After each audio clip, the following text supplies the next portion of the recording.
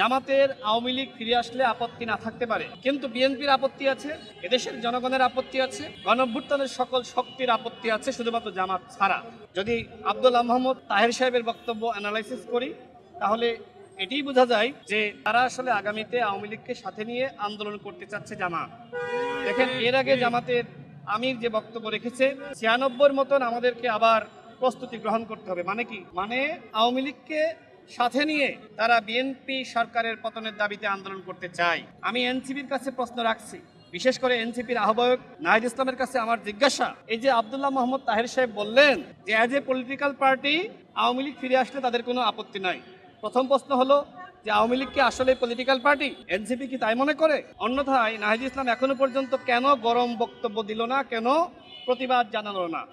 আমরা এর আগে দেখেছি যে বিএনপি যে কোনো বিষয়ে বিএনপির ওয়ার্ড পর্যায়ের একজন নেতা যদি কোনো বিষয়ে বক্তব্য দেয়, সেই বক্তব্যেরও প্রতিবাদ জানায় নাহিদ ইসলাম।